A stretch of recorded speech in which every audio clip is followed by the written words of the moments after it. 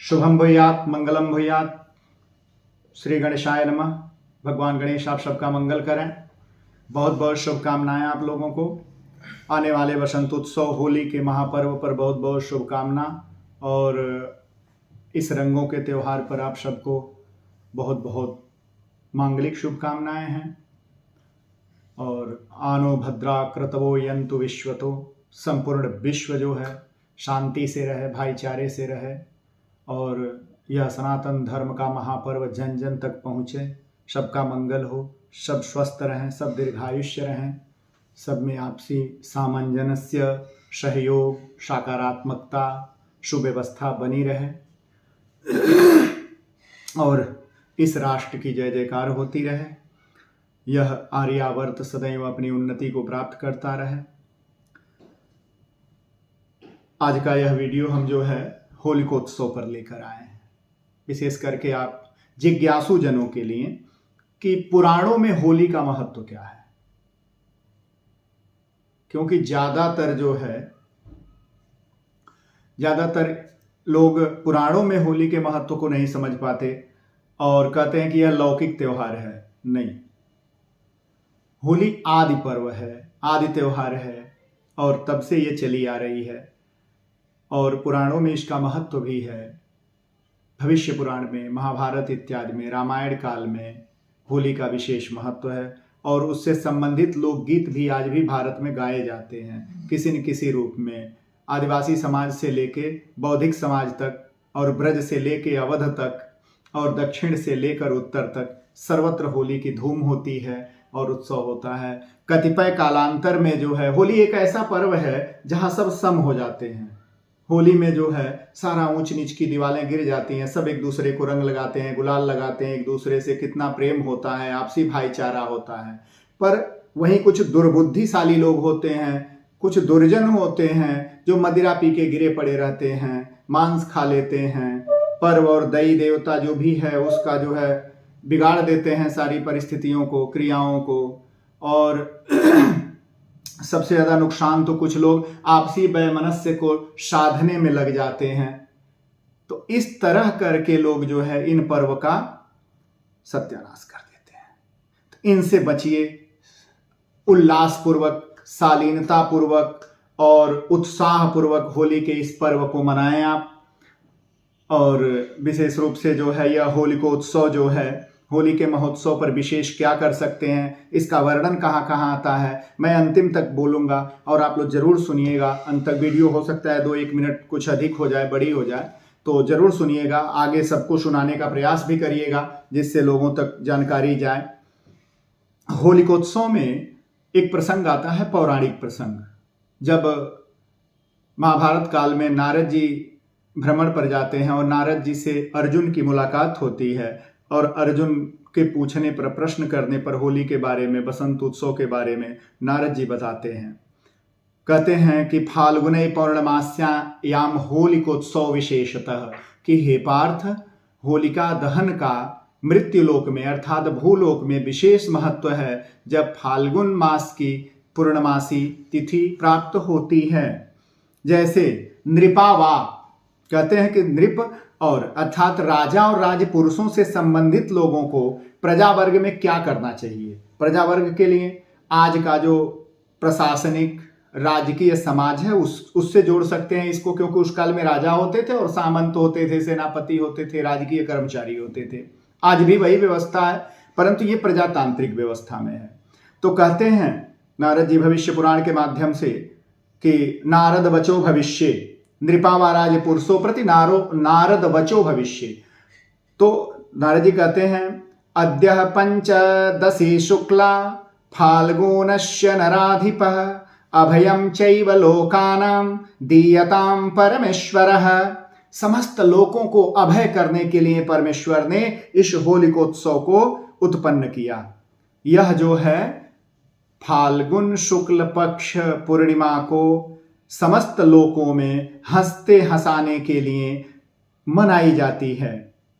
यथा संकिता लोकाः, कहते हैं कि इस दिन प्रजा वर्ग में राजपुरुषों को जाकर प्रत्येक लोकान युक्तों में लोकाः रमन्ति च हसन्ति च दारुजानि च खण्डानि गृहीत्वा समुत्सुका योथा इव विनर्यान्तो शिशवः सम्प्रहर्षिता संचयः शुष्क काष्ठानाम् उपलन्याञ्च कारयेत् तदा अग्निं विबुधुत्वा रक्षोग्निमंतर विस्तरहि।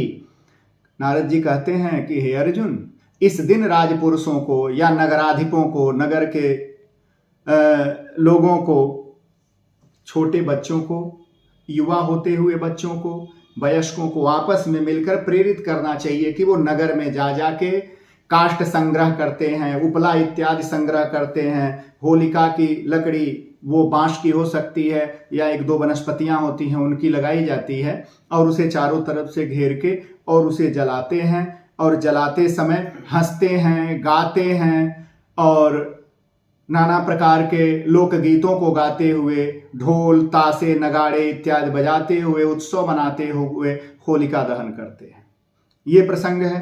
कहते हैं विद्वानों को रक्षोघ्न सूक्त नामक मंत्रों को, वेदों में रक्षोघ्न सूक्त प्राप्त होता है, यजुर्वेद में भी और ऋग्वेद में भी, तो इनको पाठ करना चाहिए। इससे प्रजा की रक्षा होती है, प्रजा के ताप पाप संताप नष्ट होते हैं। रक्षोघ्न मंत्र विस्तरई, विस्तार पूर्वक रक्षोघ्न मंत्रों को पढ़ना चाहिए। ततः किल किला शब्दई अस्तला शब्दई मनोहरई, क्योंकि उस दिन बच्चे खूब खुल के हंसते हैं, कूदते हैं, खेलते हैं और मनोहर आवृत्ति उनकी देखती बनती है। तेन शब्देन सा पापा होमे नेच निराकृता, और उस दिन सारी वैमनस्यता, सारी शत्रुता, सारे पाप ताप होली जलते हुए होलिका में समायोजित हो जाते हैं, जल जाते हैं। होमे न निराकृता साधु धुष्वास राक्षसी तत्रैव सर्वदुष्टापहरो होमः सर्वरोगः प्रशांतये। उस दिन ढूंढा नामक राक्षसी का दहन हो जाता है, अर्थात पैशाचिक प्रवृत्तियां जो उपद्रव करती हैं नगरों में, गांवों में, वो पैशाचिक प्रवृत्तियां उस दिन जो है जल के नष्ट हो जाती हैं, उनका विनाश होता है और सभी बालक, युवा, वृद्ध, नर नारी सभी सुखी होते हैं, सुखानुभूति होती है और राक्षसी प्रवृत्तियों का अंत होता है। सारे रोग व्याधियां उस दिन नष्ट होती हैं। तो उस दिन नियम ये है कि आपको घर में उबटन लगा लेना चाहिए। उबटन नहीं लगा पाते हो तो पीली सरसों लो और पीली सरसों लेके सबको अपने शरीर से, अंगों से, सिर से स्पर्श करा के किसी पोटली में रख लेना चाहिए और जब होलिका दहन हो तो उसमें डाल देना चाहिए। नवीन अन्न इत्यादि की बालियां भी उसमें ले जाके जलाई जाती हैं, जिससे कि हमारे अन्नों पर जो प्रकृति जन्य उपद्रव होते हैं, कुप्रभाव होते हैं, वो न पड़े और उनकी शुद्धता हो जाए। तो कहते हैं कि सर्वदुष्टापहरो होमः सर्वरोगः प्रशांतये क्रियते तस्याम द्विजयी पार्थ तेन सा होलिका स्मृता इति। कहते हैं कि हे पार्थ, इसी दिन जो है होलिका में इन मानसिक व्याधियों के समनार्थ जो है उसके जलते हुए आग को देखना चाहिए। हाथों को इस तरह करना चाहिए जिससे कि हाथों में ताप लगे। आगे कहते हैं नारद जी कि तम अग्नि त्रिपरिक्रमा गायन्तु च हसन्तु च जलपयन्तु स्वेच्छायाम लोकाः निःशंका यस्य यन्तयः। कहते हैं कि हे पार्थ, उसके बाद जलती हुई होलिका की 3 परिक्रमा लगानी चाहिए और त्रिः परिक्रम्य गच्छन्तु, चलते हुए 3 परिक्रमा लगानी चाहिए, हंसना चाहिए, लोकोक्तियों को गाना चाहिए, देखना चाहिए और निःशंक होकर होली मनाना चाहिए। होली मनाने में कभी भी किसी संदेह, शंका और परिभ्रमण में न पड़े।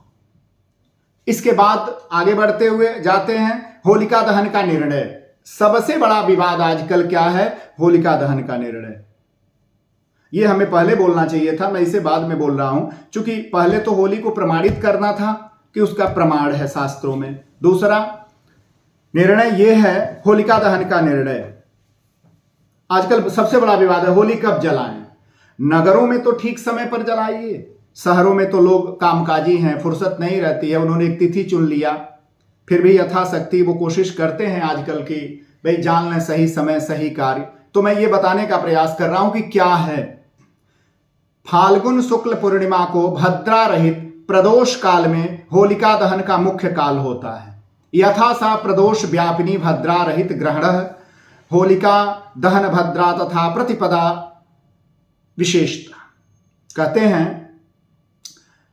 होलिका दहन का मुख्य काल जो है वो प्रदोष काल होता है। तथा सा प्रदोष व्यापनी भद्रा, अगर प्रदोष में भद्रा व्यापित रहती है तो होलिका दहन प्रतिपदा में और भद्रा व्यापनी प्रदोष में कतई नहीं करना चाहिए, निषिद्ध है।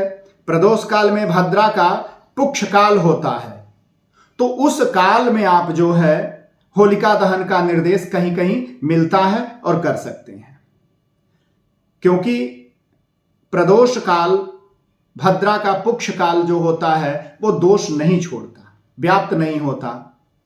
क्योंकि जब महाकाल अवंतिका उज्जैन से उत्तर दिशा में भद्रा का प्रभाव रहता है और दक्षिण दिशा में राहु काल रहता है। ये अलग बात है कि आजकल हम इतने कमर्शियल हो गए और इतना हम जो है अपने को ग्लोबल मान रहे हैं कि भद्रा उत्तर भारत के लिए है। मनीषियों ने कहा कि विंध्य उत्तरे भद्रा, अर्थात नर्मदा से उत्तर दिशा में भद्रा का दोष लगता है और दक्षिण दिशा में राहु काल लगता है। अब तो यहां भी लोग राहु काल ही मानते हैं, भद्रा तो किसी को याद ही नहीं है, पर भद्रा ही दोष लगता है। राहु काल उत्तर भारत में नहीं लगता है, ना इसका कोई महत्व है। तो यहां निर्देश मिलता है। अतः ऐसी स्थिति में क्या करें? प्रतिपदा भी मिल रही हो, चाहे पूर्णिमा भी मिल रही हो, भद्रा इत्यादि दोष मिल रहे हो, तो निर्णय सिंधुकार ने निर्णय दिया है कि क्या करते हैं। तो ऐसा वचन है कि चतुर्थी अर्थात चतुर्दशी तिथि को मध्याह्न के बाद पूर्णिमा तिथि हो तो भद्रा के उपरांत सूर्योदय के पूर्व भद्रा रहित शुद्ध पूर्णिमा मिले तो उसी में होलिका का दहन करना चाहिए। शास्त्रों का वचन ऐसा ही है। अब इस वर्ष की अगर हम बात करें तो इस वर्ष जो है 6 मार्च सोमवार को दिन में 4:22 पर पूर्णिमा तिथि लग रही है और रात्रि शेष में भद्रा रहित शुद्ध पूर्णिमा मिल रही है। उसी दिन 7 मार्च अर्थात रात को मध्याह्न के बाद सोमवार और मंगलवार की रात्रि में ही होलिका दहन करना शास्त्रोचित होगा इस वर्ष। तथा दीनार्ध परोपि स्यात् फाल्गुनी पूर्णिमा यदि रात्रौ भद्रा वाशेन तु होलिका दीयते तरा भद्रायाम दीपिकाम होली राज्यम भयम करोचितः। तो राज्य भय और नरस्य चैव न इष्टा तस्मात् परिवर्जते। तो इस प्रकार कहते हैं कि भद्रा में अगर हमने होली जला दिया तो राज्य भ्रष्ट होता है, प्रजा में उपद्रव फैलता है, व्याधियां फैलती हैं और आग लगने का उपद्रव होता है। तो इसलिए प्रतिपदा में और भद्रा में होली नहीं जलाना चाहिए। होलिका दाहो विधीयते, विधि पूर्वक होलिका का दहन करो, कभी भी बिना विधि के मत दहन करो, नहीं तो प्रतिफलम में कम उल्टा फल मिलता है। हा हा भूत जगत सर्वम रुंड मुंडम च जायते, और हाहाकार मचती है दुनिया में और रुंड मुंड हो जाता है स्थिति, अर्थात युद्धादिक स्थितियां बनती हैं। आप आगे बढ़ते हैं। होलिका पूजन का मंत्र, जब आप होलिका की पूजा करते हैं तो जरूर पढ़ लें कि श्रीभयस्त संत्रस्ते कृत्वा त्वं होलिकालिशै अस्त्वां पूजयास्यामि भूते प्रतिप्रदा भवः। तो इस प्रकार जो है ये होलिका पूजन का मंत्र हो गया। होलिका दाहे वायु फलम, होली जलाते हैं तो बड़े बड़े बांस की होलिकाएं रहती हैं या काठ की रहती है, तो जिधर गिरती हैं हवा किस झोंके से चल रही है उसका क्या फल होता है, तो ये जान लें आप। पूर्वई वायु होलिकायाम प्रजा भूया पालयो सुखम, और जलते समय होलिका पूर्व के तरफ से वायु चल रही है और पूर्व की तरफ गिरती है तो प्रजा उस साल सुख में व्यतीत करती है जीवन। पलायनश्च दुर्भिक्षम च दक्षिणे जायते ध्रुवम, अगर होली दक्षिण दिशा में गिरती है या दक्षिणी वायु चल रही है तो उस साल अकाल या दुर्भिक्ष या कोई न कोई भय, महामारी, रोग, व्याधियां और पशुओं की मृत्यु की अधिकता होती है। पश्चिमे तृण संपत्ति वतुरे, पश्चिमी हवा चल रही है, होलिका पश्चिम में गिर रही है तो उस साल जो है पशुओं के लिए चारा अधिक होता है और धन उत्पन्न होता है। यदि सानो अवन्यान वृष्टि रहत्व राजा संप्रसाश्रयेत, और यदि जो है उत्तर दिशा में गिरती है तो स्वास्थ्य की वृद्धि होती है और राजा जो है प्रजा के अनुकूल रहता है। तो इस प्रकार जो है इस वर्ष की होलिका के लिए बहुत बहुत शुभकामनाओं के साथ, और अंतिम में ये जरूर कहूंगा पुनः कि अपने समस्त दुखों के विनाश के लिए, समस्त कष्टों के विनाश के लिए जरूर जो है होली के दहन के पूर्व जो टूटे फूटी चीजें उसे बाहर करिए, मिट्टी के जो टूटे वस्तुएं हों उन्हें जरूर हटाइए, फटे चिथड़े इत्यादि वस्त्र आदिकों को भी दूर करिए, घर की साफ सफाई करिए, गंगा जल पंचगव्य इत्यादि छिड़किए, और होलिका दहन के समय पीली सरसों शरीर इत्यादि के अंगों इत्यादि से स्पर्श करके और उस सरसों को ले जाके होली में, जलती हुई होली में जरूर डाल दें। इससे जो है सुख शांति बनी रहती है, भौतिक उपद्रव शांत रहते हैं, और भवानी शंकरौ वंदे सिद्धा विश्वास रूपिणौ यभ्याम विना न पश्यन्ति सिद्धाः स्वान्तस्थमीश्वरम्। क्योंकि बिना श्रद्धा और विश्वास के जीवन में न सुख मिलता है न शांति मिलती है। तो इसलिए होलिकोत्सव पर ये संक्षेप में मैंने जितना जल्दी हो सका मैंने बोला है, इसे जरूर सुन लेंगे आप लोग। बहुत बहुत शुभकामनाएं, आप सबको बहुत बहुत धन्यवाद।